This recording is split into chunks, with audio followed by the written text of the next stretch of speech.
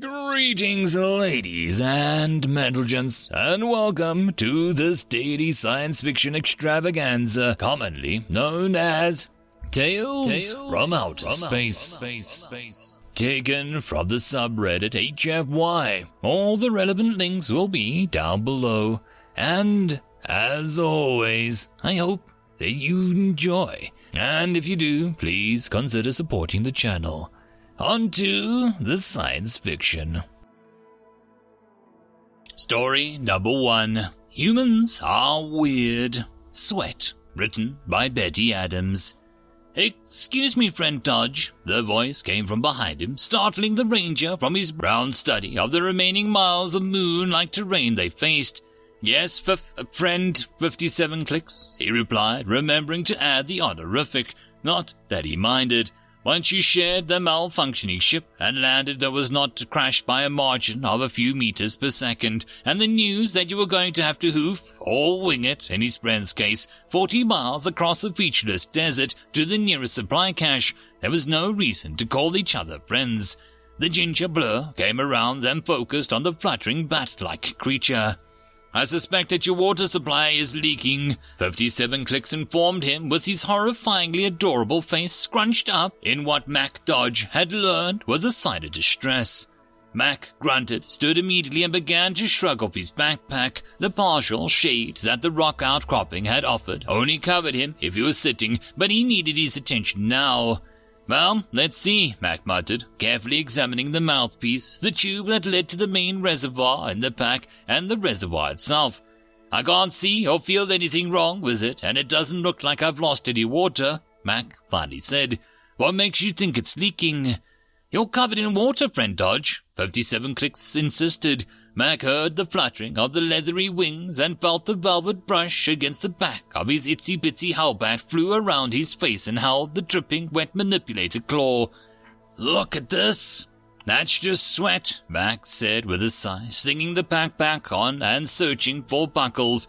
"Come on, I've rested enough. Let's get going. I want to make another 10 miles before we make camp." "What is sweat, and where is it coming from if it's not in a water reservoir?"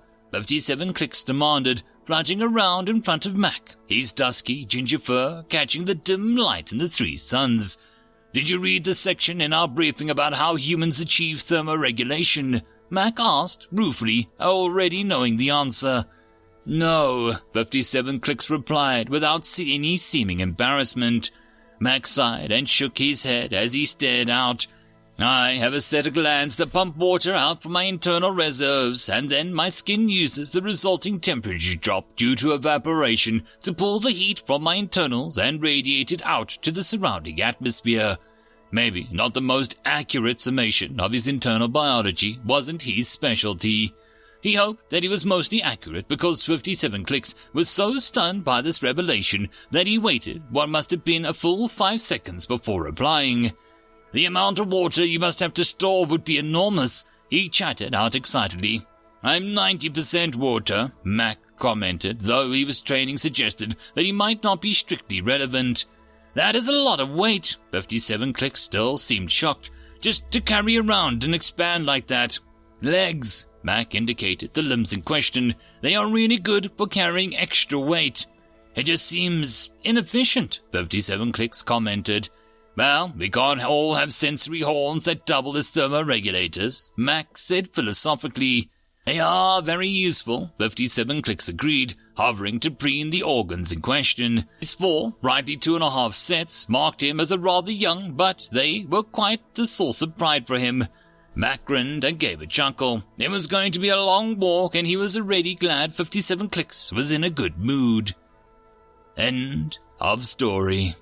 Story number 2. Humans Are Weird. Palindrome. Written by Betty Adams. "Want to see something cool?" human friend Susan asked the room at large when she came through the inner airlock. There was an amber-colored flurry of movement in the central perch trees as the wing had left the exterior perches and sought cover in the inner compartments. 3 undulates eased under the surface and the rest pool without so much as a ripple. 5 Trisk sprinted up the ladders to the higher-level catwalk, putting them conveniently out of the human friend Susan's line of binocular sight. "Cursed," suddenly found himself regretting his lost promotion. If he were still a lowly sub-commander, he could have just justified joining his subordinates on the higher levels. As it was, being a ranking officer in the communal room meant that it was his duty to determine if they were over-enthusiastic biologists had brought back anything particularly horrific from her rounds. The quarantine protocols should have prevented any such thing being dangerous, but this human in particular had proven quite adept at finding creatures, items, and, the only proper word for them was monstrosities that somehow did not meet the criteria for exclusion. "I would be very interested in seeing this cool thing," Kursk said aloud as he walked to the edge of his work surface. The human grinned and held up her data pad at about hip height. Kursk felt the tension in the room drop dramatically. She had only brought back documentation. A few tentative sensory appendages poked out of the pool, paired black eyes peered out of the perch tree, and his treacherous kin edged to look down at what the human friend Susan was showing him. He relaxed even further as he saw not the expected visual image recreation. Nothing needed as many organs as the last carcass she had photographed and displayed, but only the standard data entry screen. He loosened his joints in relief and tilted his head to the side in curiosity. "I'm afraid I cannot recognize any pattern in the data set," he said with an apologetic wave of his primary gripping leg. "Perhaps another biologist might—" No, she interrupted with a laugh. Kursk felt back a wave of bristling annoyance. "The metadata," the human friend Susan went on. "Look at the data point. I think that's 7th from the bottom." "That data point," the Kursk said. Human friend Susan laughed. "It's a numerical palindrome of the standard core font," she said. She looked at him expectantly. "What is a palindrome?" Kursk asked. "Oh," human friend Susan blinked and her head tilted as she thought over a response. "It means the written item reads in the same both linear directions." Kursk angled his primary eyes on the screen and tapped a knee joint thoughtfully. "I do not see the pattern," he finally said. Human friend Susan's face wrinkled and she turned the screen to look at it. "This one," she said, touching the beginning and indicating the line. "It is not symmetrical," Kursk pointed out. "Leave out the punctuation," the human friend Susan suggested. "It is still not symmetrical," Kursk argued. "Not that I can see. It is an odd number of digits." "Well, just cut the central knot in half." Human friend Susan pressed. The undulates were all heaved out of the water now, waving their appendages attentively at the interaction. The winged had taken to the air and were circling closer. Kursk stretched out a bit and waved the winged commander down. "What do you think, 15th click?" he asked politely. The amber winged hovered in front of the screen for a moment. "I do not see this as symmetrical, even with the specifications," he said. "The tails on the 3s alone would, but aside from the little stuff," human friend Susan interrupted. 15 clicks and Kursk glanced at each other curiously. "We do not see the pattern, human friend Susan," Kursk finally said, as much firmness as he could muster. "Well, it's there," human friend Susan said cheerfully. "I thought it was cool. Well, ciao." She dropped the datapad in her hip pouch and strolled towards the kitchens. "Cool," Lists gently spoke from the pool. She uses the same designation for the single data point with an unusual pattern and the metadata as she does for a container full of fungal reanimated insect corpses. Kursk stretched out his legs and returned to his workspace as the common room fell into the usual noisy discussion that followed their human's return. End of story.